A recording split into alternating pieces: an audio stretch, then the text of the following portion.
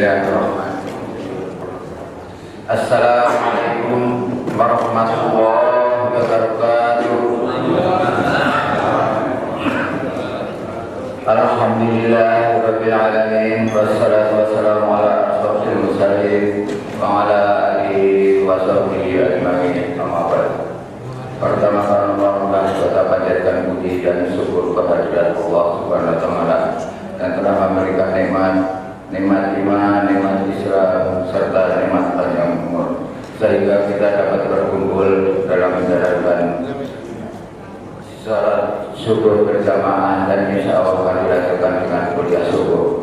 Salawat dan salam kita sampaikan kepada junjungan Nabi besar kita Nabi Muhammad sallallahu alaihi wasallam serta para keluarganya, para sahabatnya serta para pengikutnya yang setia sehingga akhir zaman. Para jamaah salat subuh yang dimuliakan Allah, mari kita dengarkanlah kuliah subuh ini yang akan disampaikan pada Bapak Haji Mukhlasin. Dan mari sebelum kita mulai, marilah kita membaca basmalah. Bismillahirrahmanirrahim. Mari kita dengarkan kuliah subuh ini.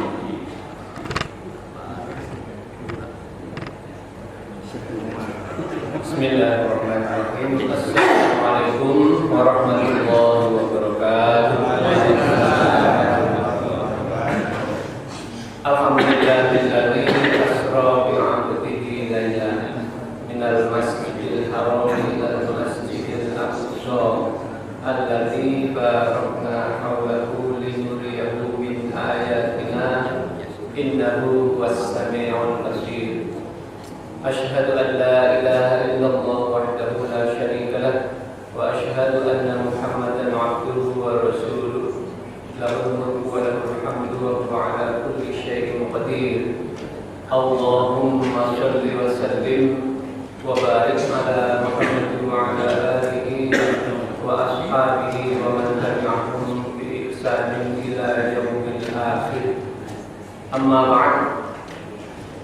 Bapak-bapak, ibu-ibu, saudara-saudara sekalian, jamaah sholat subuh Masjid Al-Aqwam yang dirahmati Allah Subhanahu wa taala.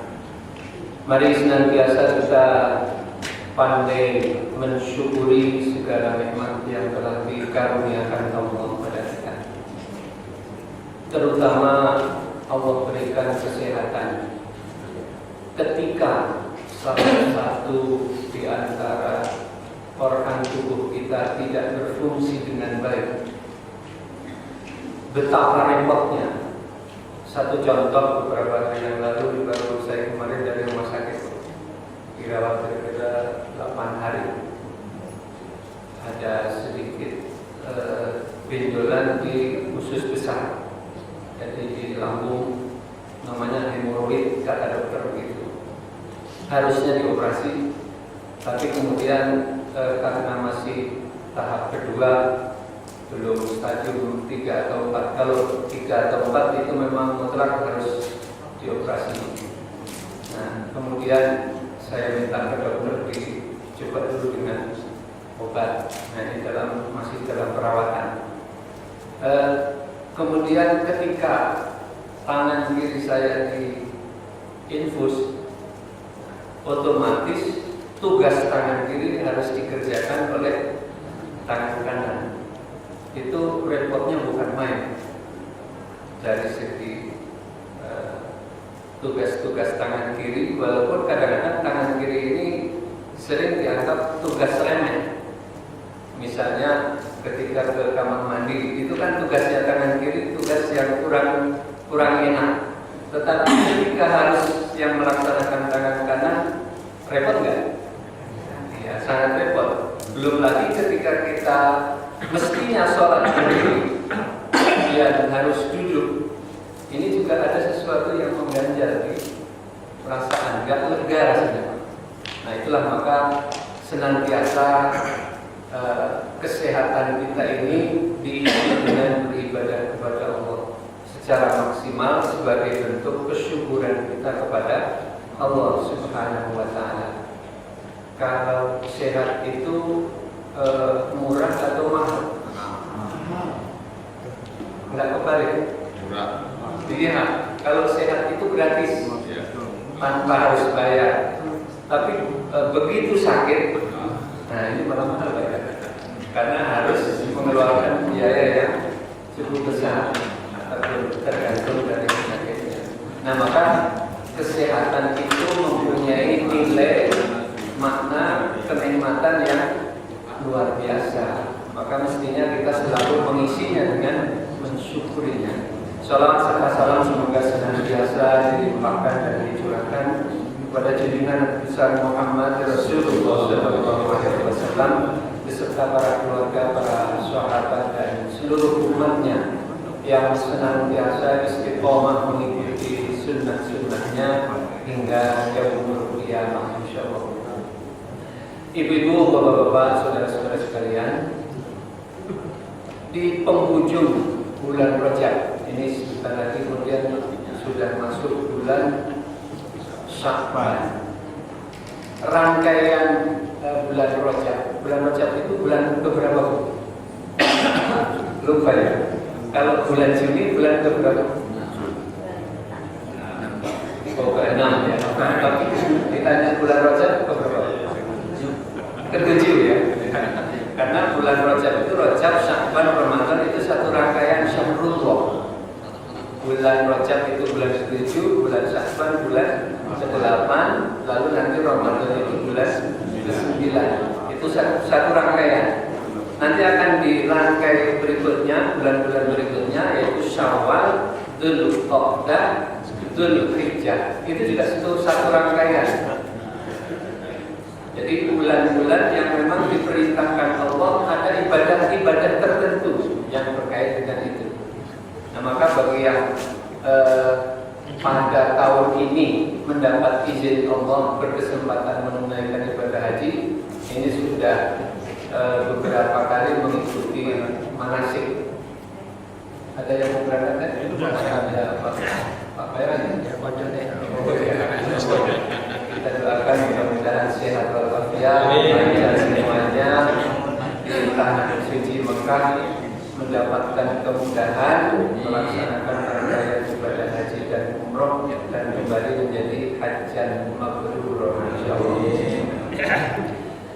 Baiklah bapak-bapak, ibu-ibu, saudara-saudara sekalian, mewarnai bulan Rajab ini rupanya masih banyak orang-orang yang merasa hidupnya belum menentu, baik dari rakyat biasa sampai pejabat negara. Dan pada saat ini negara sedang berduka ya. Ketua MPR-nya telah dipanggil oleh Allah Subhanahu wa taala. Mudah-mudahan diampuni oleh Allah segala dosanya. Jadi untuk menyikapi bagaimana kondisi kehidupan akhir-akhir ini yang sering membuat orang-orang bahkan anak remaja sekarang dibuat galau, banyak galau di antara para remaja, banyak yang frustrasi karena tidak menemukan jati dirinya. Di Tulungagung itu ada remaja yang panik karena pergaulan, salah gaul, kemudian disangkanya temannya itu hamil, tapi ternyata tidak, tapi sudah terlanjur dibunuh gitu ya Pak ya. Nah itu kan menunjukkan sangat ironis, remaja belasan tahun tapi sudah seperti itu, terlewat sekali dalam menyingkapi setiap kehidupan. Nah orang-orang dewasa pun, para pimpinan negara ini juga banyak yang ironis. Pejabat negaranya juga galau juga gitu ya Pak ya. Menghadapi tahun 2014 ini semakin memanas apa menghangat? Memanas ya, semakin memanas. Semua ingin mendapatkan kesempatan supaya bisa memenangkan pertandingannya.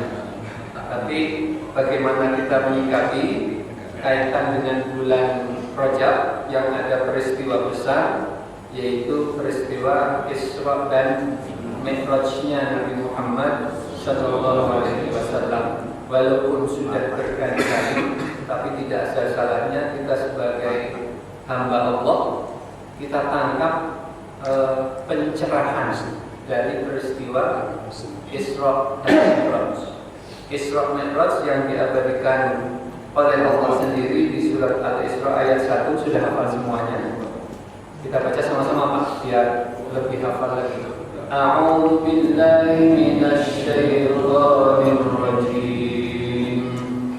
Bismillahirrahmanirrahim. Subhanalladzi asra bi'abdihi lailan minal masjidil haram ilal masjidil aqsa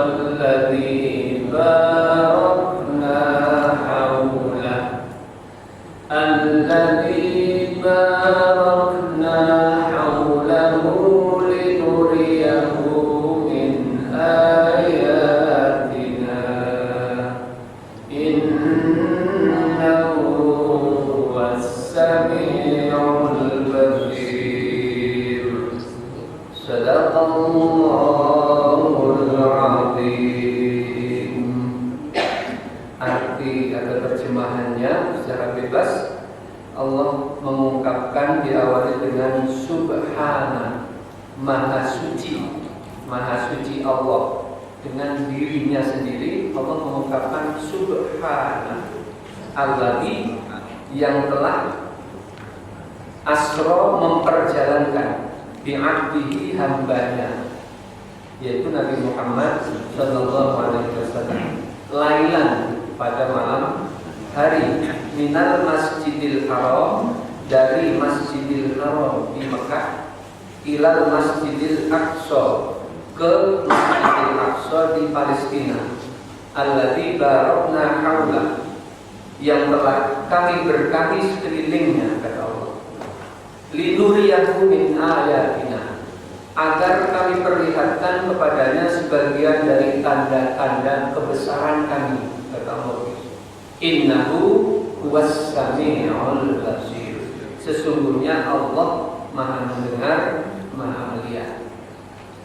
Jadi ada istilah di situ, ada Isra, kemudian rangkaiannya dari Masjidil Aqsa diperjalankan ke langit Sidratul Muntaha, itu namanya Mi'raj. Maka satu rangkaian Isra dan Mi'raj. Isra itu diperjalankan. Nah, jadi ini ada beberapa yang perlu ditangkap, antara lain Profesor Junahar Elias dari MUI ini mengungkapkan ada dua dimensi Isra dan Mi'raj ini sebagai pencerahan. Yang pertama, pelaksanaan Isra Mi'raj itu sendiri.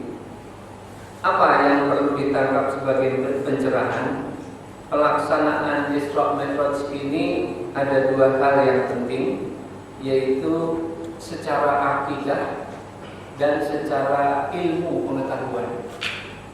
Secara akidah, bahwa peristiwa Isra Mi'raj itu sesuatu yang menurut akal manusia itu mustahil, hal yang sangat mustahil atau impossible, itu menurut akal manusia. Tetapi kalau kita kaitkan dengan akidah, apa yang tidak mungkin menurut pikiran manusia itu sangat-sangat mungkin dan sangat mudah bagi Allah Subhanahu wa Ta'ala. Kadang kita juga tidak sadar bahwa manusia saja itu bisa melakukan atau mengalami peristiwa yang seakan-akan tidak percaya bahwa dirinya bisa melakukan itu. Contoh saja misalnya yang gampang, kita sering memerlukan pencatatan waktu tertentu. Kita mau menghitung 1 bulan atau 2 bulan.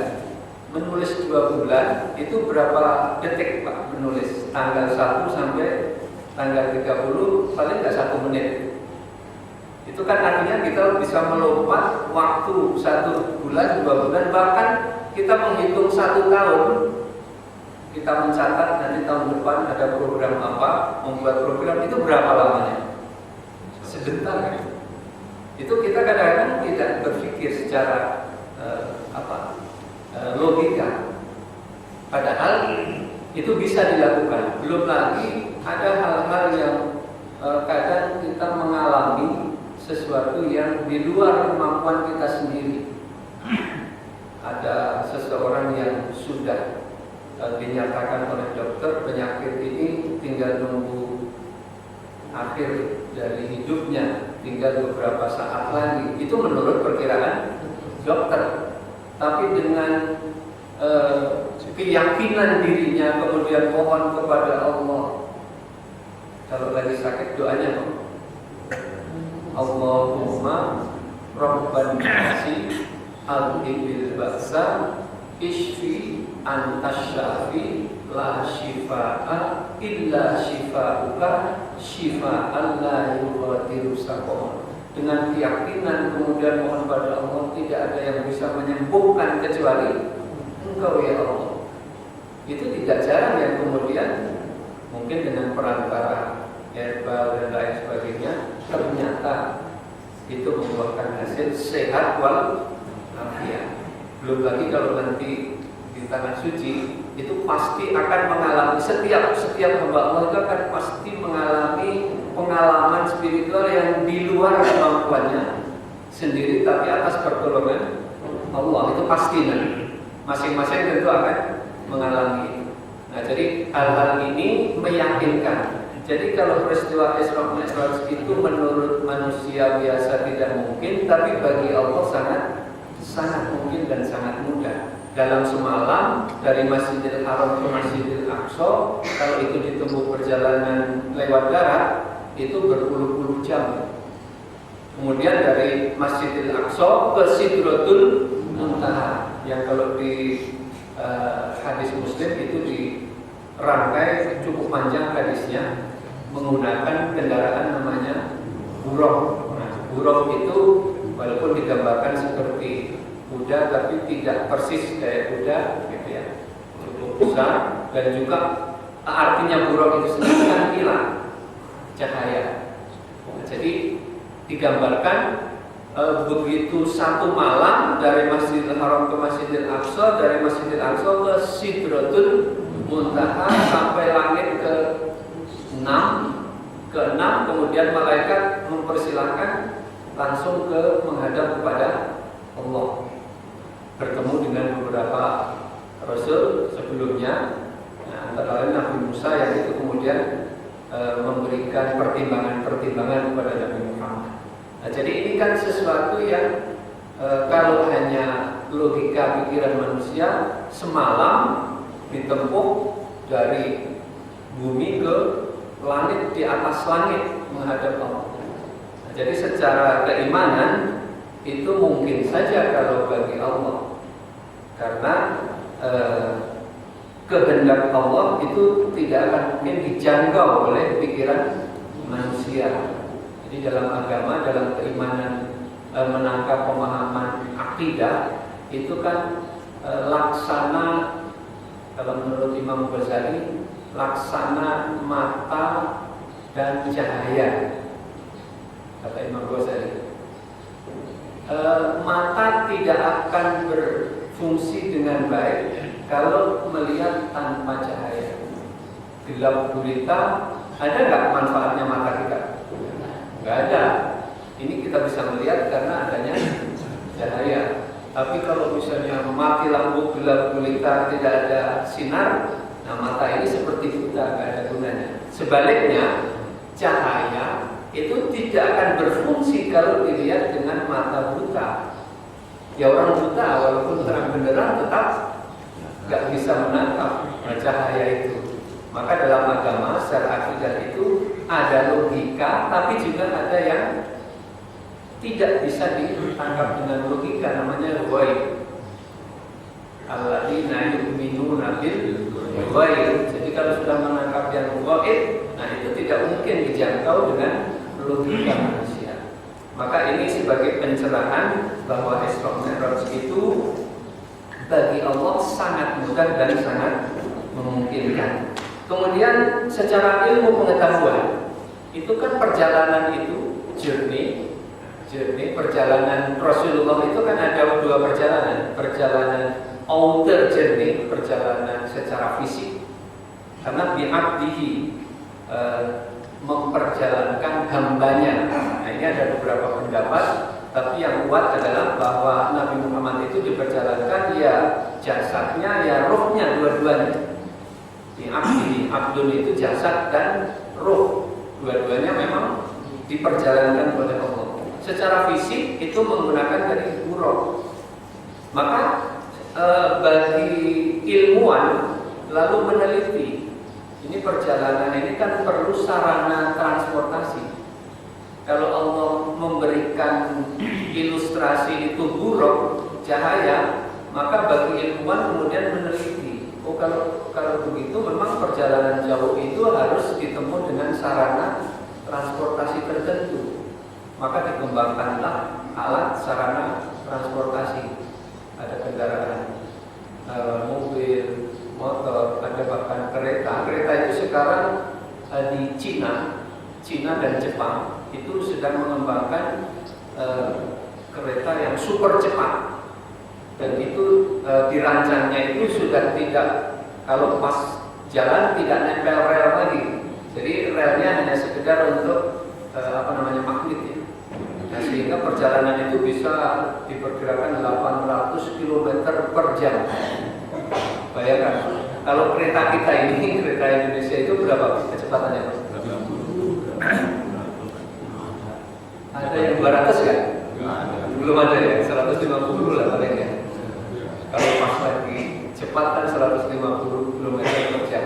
Ini yang sudah jadi kan ada 300 km per jam, akan dirancang nanti 800 km per jam. Itu kan manusia itu ternyata kan mampu. Bahkan pesawat itu sekarang sudah bisa diciptakan pesawat yang supersonik, ya kan, yang kecepatannya dengan kecepatan cahaya. Nah, itu kan buruk sebenarnya. Inspirasi dari cahaya itu kan buruk tadi, hilang. Nah, jadi ini kan menurut ilmu pengetahuan juga ini menginspirasi kepada para ilmuwan bahwa dari Isra Mi'rajnya Nabi Muhammad SAW memberikan pencerahan. Bagi ilmuwan memang perlu meneliti, perlu mengembangkan supaya bagaimana menciptakan sarana transportasi.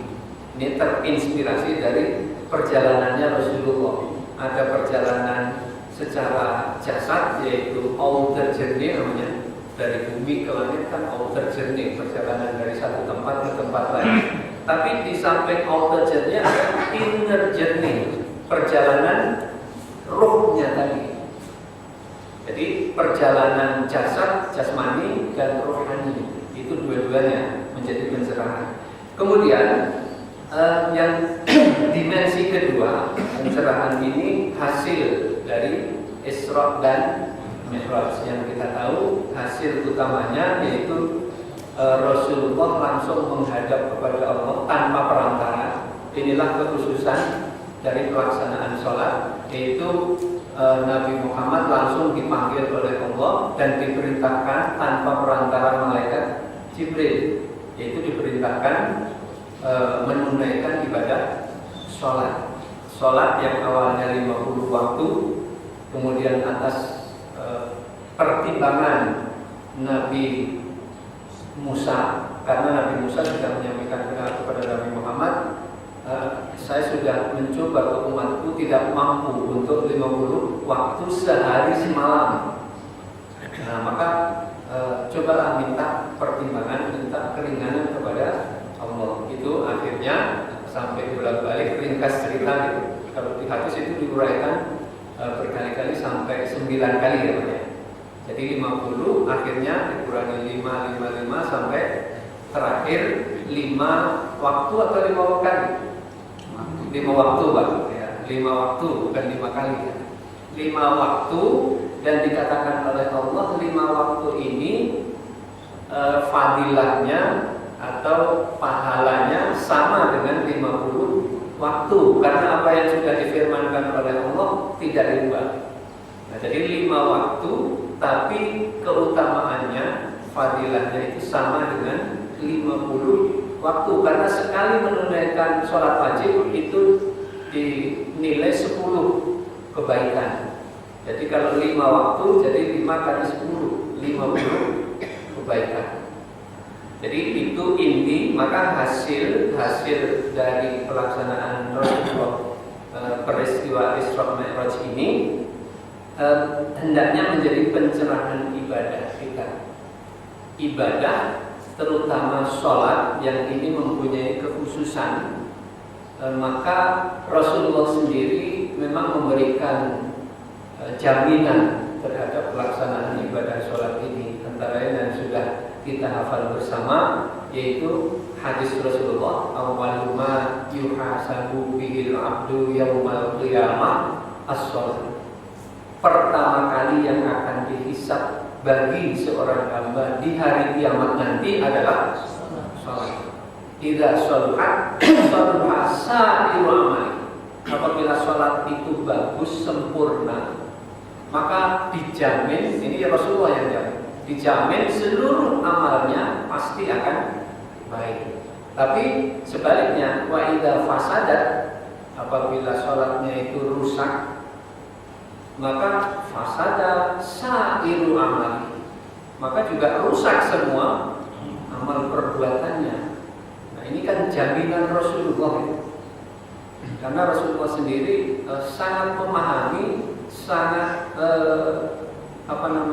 menangkap bahwa pelaksanaan sholat itu sebagai tonggak, sebagai inti dari seluruh amal perbuatannya.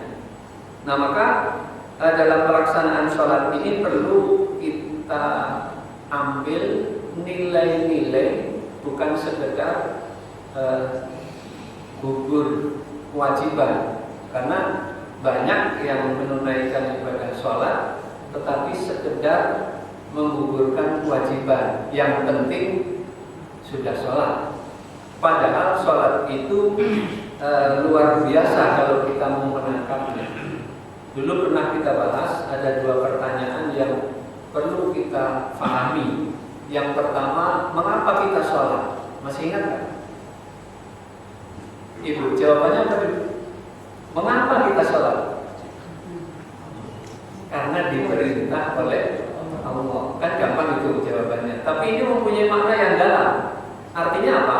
Kalau kita menunaikan ibadah, itu harus ada perintah, harus ada dasar hukum yang jelas. Mengapa kita puasa? Sama, karena diperintah. Mengapa kita menunaikan ibadah haji? Karena diperintah, sama itu.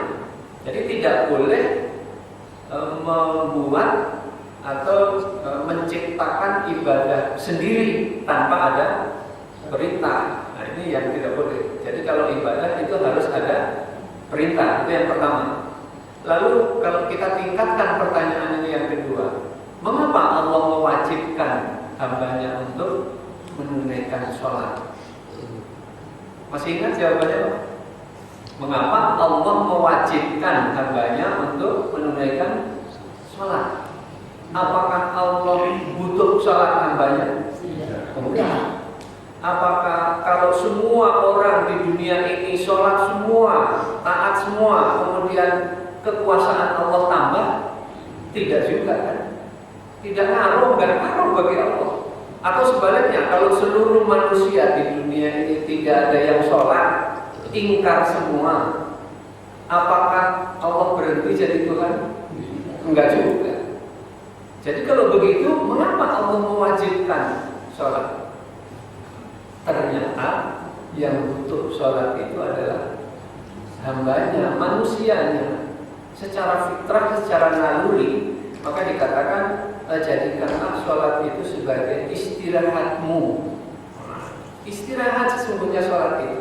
Apa maknanya? Maka dirangkai di surat Al-Isra tadi yang sudah dibaca juga oleh Pak Ustaz, itu kan Allah jelaskan, a'udzubillahi minasyaitonir rajim, aqimis sholata lidulu isyamsi ila ghasaqil lail wa qur'anal fajr. Jadi sholat itu ada 5 waktu. Dari mulai tergelincirnya matahari, yaitu sholat zuhur, ila ghasaqil lail, sampai menjelang malam, zuhur, asar, kemudian maghrib. Nah, sampai menjelang malam itu isya. Kemudian wa qur'anal fajr, dan tunaikanlah sholat subuh. Sholat fajr itu sholat subuh. Inna qur'anal fajri kana masyhuda, karena sholat subuh itu disaksikan oleh para malaikat. Nah, kalau dibanding antara malam dengan siang, sholatnya banyakkan mana? Siang ya. Siang kan cuma zuhur, asar.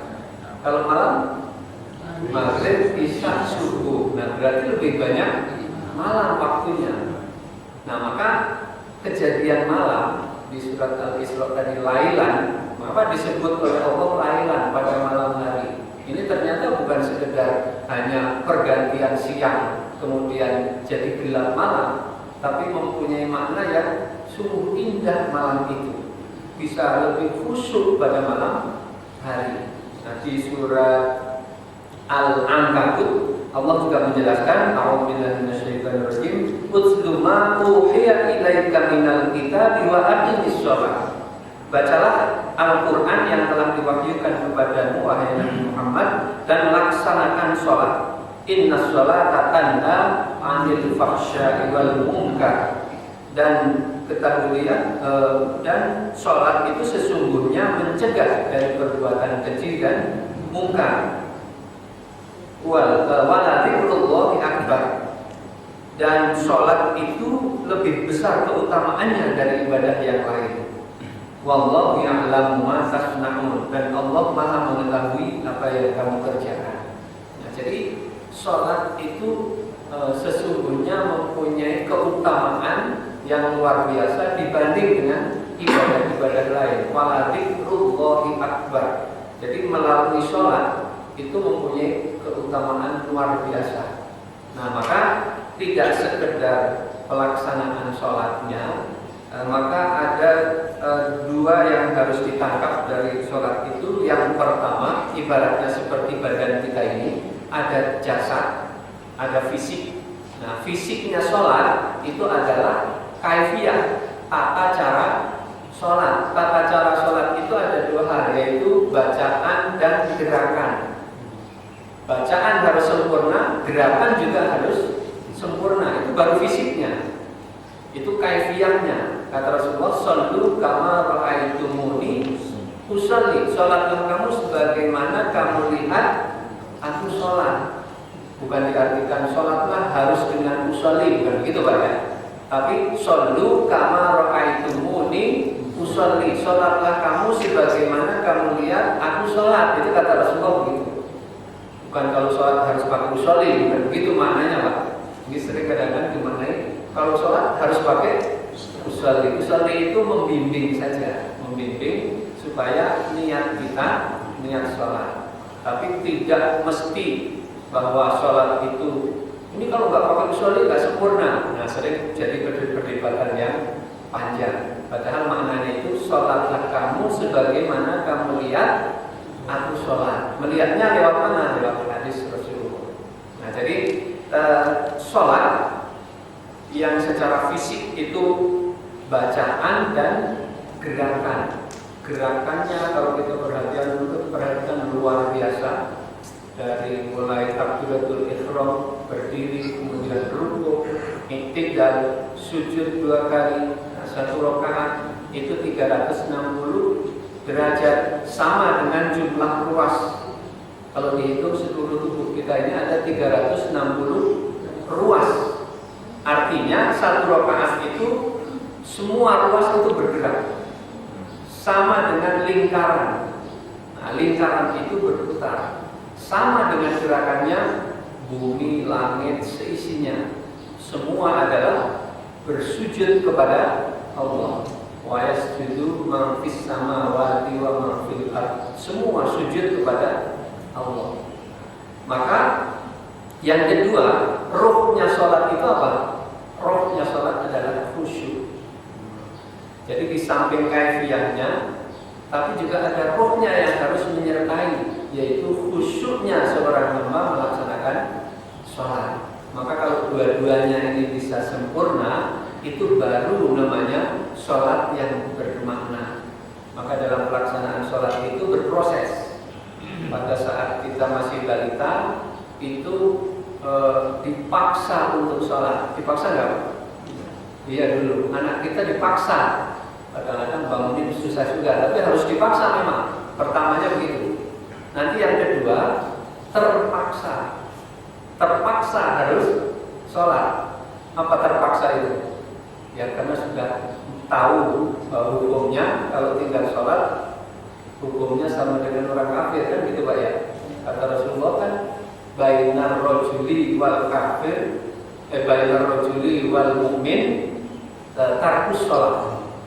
Bedanya orang kafir dan orang mukmin yaitu meninggalkan sholat. Kalau orang meninggalkan sholat ya sudah kafir, itu menurut hadis Rasulullah. Nah jadi kita terpaksa harus sholat, nggak apa-apa, itu proses. Ketemu mertuanya Pak Kiai, kalau nggak sholat kan bisa dipecat. Nah maka harus memang itu terpaksa, nggak apa-apa proses. Tapi jangan berhenti hanya terpaksa, harus meningkat. Setelah terpaksa itu terbiasa. Nah kalau sudah terbiasa sholat, kalau nggak sholat itu rasanya kurang sempurna, sudah merasa ketinggalan, rasanya nggak nyaman. Nah itu sudah terbiasa. Tapi jangan berhenti hanya terpaksa, hanya terbiasa, meningkat lagi. Apa yang paling tinggi? Menikmati sholat. Nah sehingga pada saat sholat itu sudah lepas dari kepentingan, baik kepentingan pribadi maupun kepentingan orang lain, lepas semuanya. Cukuplah Allah nanti yang akan memperhatikan, dan cukuplah Allah, karena sholat itu kan as-sholatu mi'rajul mu'min, mi'rajul mu'minin. Sholat itu adalah mi'rajnya seorang mukmin. Mi'raj itu kan sama dengan waktu Rasulullah mi'raj, jadi langsung bertemu dengan Allah tanpa batas, tanpa ada batas. Coba kita perhatikan ketika at-tahiyat itu bacaan kita apa Pak? At-tahiyatul mubarakatus sholawatut thayyibatulillah, atau ada yang membacanya at-tahiyatulillah, sama saja, wassalawatu wat thayyibah. Nah pilih yang mana, itu dua-duanya alternatif. Tapi yang penting itu adalah ungkapan, ya Allah, segala kemuliaan, segala keberkahan, segala kekuasaan hanya bagimu ya Allah. Kan itu kan sebuah ungkapan. Artinya tidak ada batas bahwa kita mengungkapkan langsung kepada Allah, curhatnya seorang hamba, seorang yang beriman kepada Allah. Maka ada orang yang sudah menikmati sholat itu, rasanya nyaman kalau sholat itu. Semakin sujud lama itu nikmat rasanya. Nah itulah sampai tingkatan seperti itu. Nah ini benar-benar yang sudah mencapai satu kenikmatan tersendiri ketika kita bertemu dengan Allah, sehingga menghilangkan semua kegalauan. Karena ada satu dambaan yang tidak bisa tertandingi, maka tanpa terasa air mata menetes pada saat sholat. Itu memang ungkapan. Dan tapi tidak mesti harus, kok saya nggak bisa nangis ya kalau sholat. Tidak seperti itu. Nangisnya itu kan nangis naluri gitu ya. Naluri karena sudah sampai pada tahap itu, sehingga menikmati benar pada saat sholat. Nah sampailah ke sana. Kalau sudah sampai ke sana, maka nanti akan bermakna bahwa inna sholata tanha 'anil fahsya'i wal munkar. Itu akan benar dilaksanakan seperti itu. Mengapa di negeri ini orang yang sholat tapi kok masih maksiat jalan terus ya? STMJ katanya. Jadi maksiatnya terus jalan, ya sholatnya juga jalan. Hajinya, umrohnya semakin banyak gitu ya. Tapi tahun ini dibatasi umrohnya karena Masjidil Haram sedang direnovasi. Jadi untuk Ramadan tahun ini kelihatannya juga tidak akan sepadat sebelumnya. Mungkin ada terganggu juga ya bagi yang mau umroh. Nah, tapi itulah intinya, jangan hanya sekedar melaksanakan sholat sebagai menggugurkan kewajiban, tapi sampailah kepada tahap bagaimana kita ini menikmati sholat. Nah, mudah-mudahan Allah Subhanahu wa Ta'ala membimbing kita sehingga kita sampai kepada taraf benar-benar bisa menunaikan sholat dengan khusyuk, insya Allah. Itu mungkin yang di awal pertemuan kita. Selanjutnya silakan nanti ada sharing, ada hal-hal yang perlu diperjelas. Ibu silakan.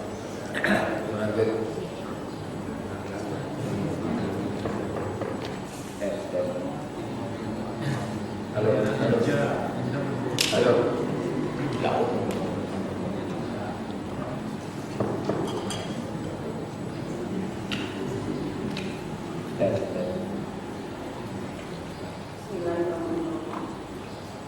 Assalamualaikum warahmatullahi wabarakatuh. Waalaikumsalam warahmatullahi wabarakatuh. Kalau saya di sholat, namanya khusyuk untuk 100% Pak. Tapi kenyataannya, dari baru khusyuk itu tiba-tiba teringat apa yang tadinya kita lupakan dan teringat dalam sholat itu. Karena khusyuknya berubah. Yang mau saya tanyakan adalah bagaimana caranya kita ini supaya khusyuk kita ini tidak biar dalam sholat itu. Terima kasih. Assalamualaikum warahmatullahi wabarakatuh. Waalaikumsalam warahmatullahi wabarakatuh. Bagus sekali Bu. Dan itu memang dialami oleh setiap kita ya. Kalau ngaku memang sulit untuk menciptakan atau mencapai khusyuk. Nah kalau kita mau memaknai khusyuk itu, Allah berfirman di surat Al-Baqarah ayat 45-46.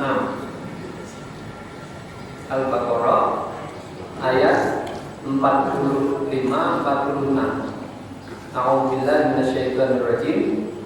Wasta'inu bis-sabri was-shalah wa innaha lakabiratun illa 'alal khashi'in. Jadikanlah sabar dan sholat sebagai penolong, artinya sarana untuk memohon pertolongan kepada Allah melalui sabar dan sholat. Wa innaha lakabiratun, sesungguhnya yang demikian itu sangat berat. Lakabiratun, sangat berat. Illal khashi'in, illa 'alal khashi'in, kecuali bagi orang-orang yang khusyuk. Nah, lalu dijelaskan oleh Allah siapa orang yang khusyuk. Orang yang khusyuk itu adalah alladzina yadhunnuna annahum mulaqu rabbihim wa annahum ilaihi raji'un. Orang-orang yang khusyuk itu adalah orang yang yakin benar annahum mulaqu rabbihim, bahwa dia bertemu Allah, mulaqu rabbihim.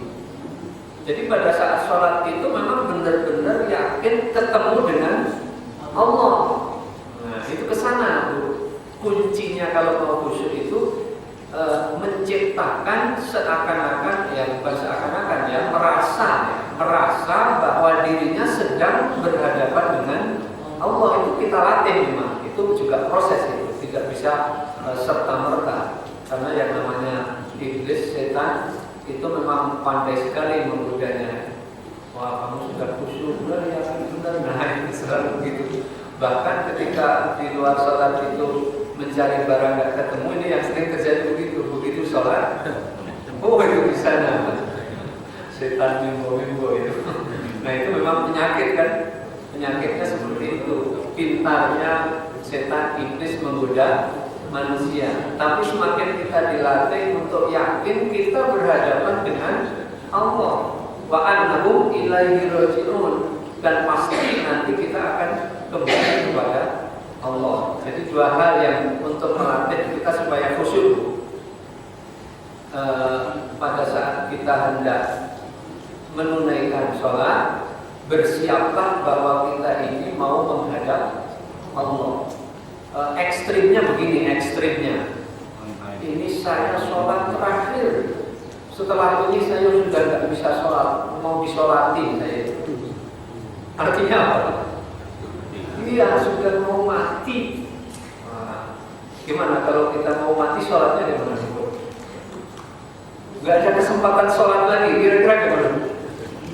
Iya kan, sekhusyuk-khusyuknya. Tapi kan tidak juga, nggak bisa tiba-tiba langsung bisa khusyuk. Tapi setidaknya seperti itu prosesnya. Saya ini sholat terakhir, nanti setelah ini sudah nggak ada kesempatan lagi untuk sholat. Saya mau menghadap Allah. Jadi kesampaikan seluruh masalah, seluruh hal-hal yang tidak berkaitan dengan Allah. Memang sulit, tetapi itu sebuah cara untuk melatih diri supaya benar-benar kita khusyuk menghadap Allah. Nah, insya Allah itu satu cara untuk menuju ke sana. Tentu harus berlatih karena memang namanya iblis setan itu tingkatannya juga sesuai dengan keimanan seorang hamba. Kalau keimanannya baru yang para rendah-rendah, ya setannya yang biasa katanya begitu. Tapi kalau yang tingkat profesor, nah itu juga setannya profesor juga. Jadi seimbang. Nah, maka hati-hati dengan bisikan-bisikan setan, karena memang yang suka membisikkan itu setan, ya. Jadi jangan suka bisik-bisik, itu nanti ketularan setan. Nah, baik, seperti itu ya Bu ya. Jadi kita coba yakinkan bahwa kita ini pada saat sholat itu merasa sholat terakhir, nggak akan bisa sholat lagi setelah ini. Ya kan banyak contohnya.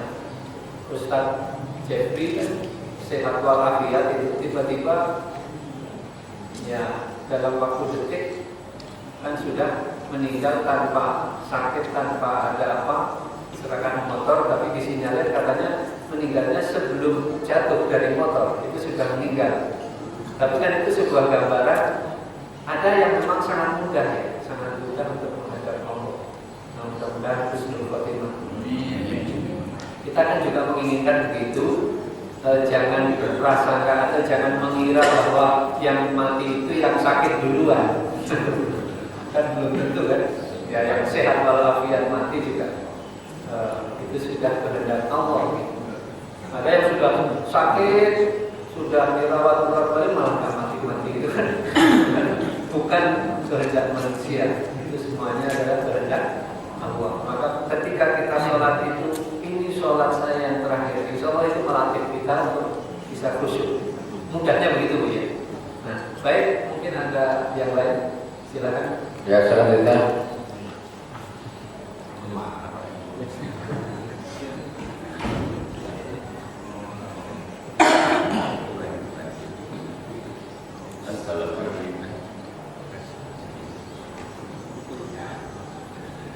Assalamualaikum warahmatullahi wabarakatuh. Waalaikumsalam warahmatullahi wabarakatuh. Ini mungkin agak sedikit menyimpang Pak Ustaz, Ya. tapi saya agak sedikit galau.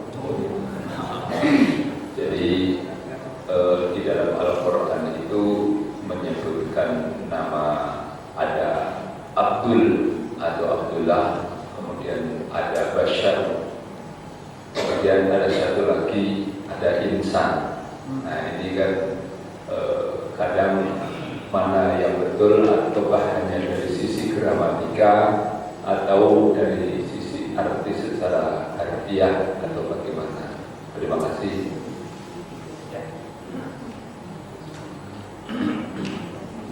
Bagus sekali pertanyaan Bapak ini dari segi etimologis ya, segi kebahasaan. Ada Abdul, ada Bashar, ada insan. Kalau Abdul itu tadi sudah kita maknai, antara lain di surat Al-Isra itu kan Abdul itu sekaligus jasad dan roh. Jadi secara jasad dan roh itu disebut Abdul. Maka Abdullah, hamba Allah, itu biasanya orang-orang yang beriman. Detiknya seperti itu. Orang yang beriman yang otomatis itu tunduk kepada aturan-aturan Allah. Maka disebut oleh Allah sebagai abdul. Termasuk ibadah itu kan mengabdikan diri hanya kepada Allah. Lalu kalau basar itu cenderung kepada jasad saja. Jadi mengutamakan manusia secara fisik, jasmani, yang ditonjolkan jasmaninya, basariah. Makanya basariah itu secara manusiawi. Dan itu sering yang kemudian diungkapkan dalam hubungan antar manusia itu istilahnya basar. Ya. Secara fisik ya. Ya, kemudian yang ketiga itu insan. Nah, insan itu secara umum manusia secara keseluruhan, termasuk orang yang beriman, orang kafir, itu semuanya disebut insan secara umum. Nas, manusia. Manusia secara umum itu ya ada jasmani, ada rohani, tapi juga ada yang sifat-sifat manusianya termasuk di situ. Termasuk pokoknya umum secara keseluruhan manusia itu umumnya. Maka ini juga kaitan dengan sholat ini yang galau tadi Pak. Itu di surat Al-Ma'arij Allah berfirman di surat Al-Ma'arij ayat 19 sampai 23. Allah berfirman, "A'udzubillahi minasyaitonir rajim. Innal insana khuliqa halu'a." Insan itu sesungguhnya manusia itu diciptakan bersifat suka mengeluh, keluh kesah. Keluh kesah itu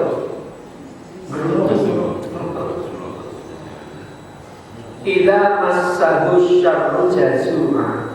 Apabila mendapat kebaikan dia menjadi apabila ditimpa kesusahan dia menjadi keluh kesah. Ila massahu syarru jazuma. Bila ditimpa kesusahan dia berkeluh kesah. Lalu berdoa berkali-kali kok nggak sudah bergabung dan nggak keluh kesah. Kok saya kok sakit dulu, miskin dulu, hutangnya banyak. Itu keluh terus gitu ya. Itu kalau lagi susah. Wa idza masyahul khairu manu'a. Dan apabila mendapat kebaikan, diberikan kebaikan, maka dia pikir, bakhil, bedidil. Nah, jadi pokoknya ini kan usaha saya, ini kan tidak melibatkan orang lain dan sebagainya.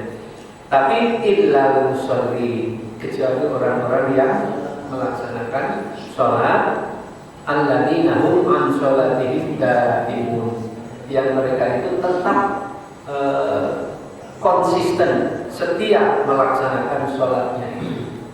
Jadi supaya nggak galau, itu sholatnya yang ditingkatkan, disempurnakan. Maka insya Allah kalau sholatnya itu sekali lagi bukan hanya sekedar nungging-nungging, bukan sekedar mengumpulkan kewajiban, tapi ada makna-makna sholat, nilai-nilai sholat yang kita aplikasikan dalam kehidupan sehari-hari. Dalam sholat itu kan ada nilai kasih sayang, ar-Rahman, ar-Rahim. Nah, pada saat sholat kita kan bisa berkasih sayang bersama kita ini. Karena menginginkan kasih sayang Allah, kita berkasih sayang. Kalau di luar sholat masih kan kita mampu berkasih sayang. Pada saat sholat kita jujur, rakaatnya sesuai dengan kaifiah. Yang 2 rakaat ya 2 rakaat, nggak mungkin ditambah-tambah. Nah itu kan jujur. Bahkan pada saat kita lupa bacaan atau gerakan, itu malah kita disunahkan di akhir sebelum salam itu menunaikan sujud sahwi. Itu kan karena kejujuran kita Pak, nggak bohong. Nah pada saat sholat kita jujur, di luar sholat masih kan kita jujur, bertanggung jawab. Kita pada saat sholat kan bertanggung jawab, dilaksanakan gerakannya sempurna, bacaannya sempurna dengan sungguh-sungguh bertanggung jawab pada waktunya. Nah, di luar sholat masih kan kita bertanggung jawab. Kadang-kadang itu yang harus dipertanyakan.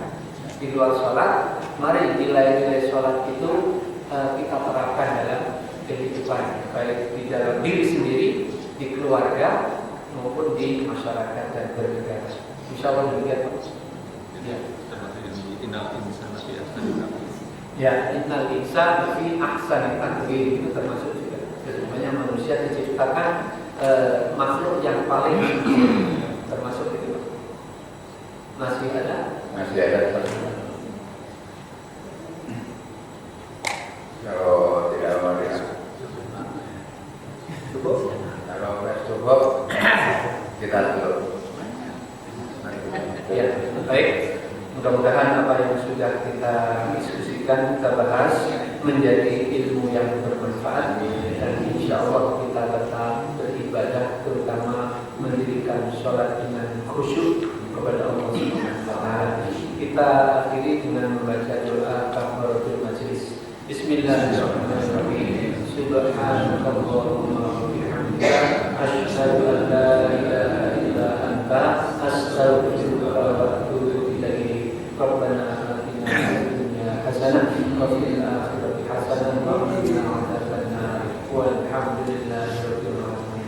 Terima kasih, lebih kurangnya mohon maaf. Wabillahi hidayah wa taufiq. Wassalamualaikum warahmatullahi wabarakatuh.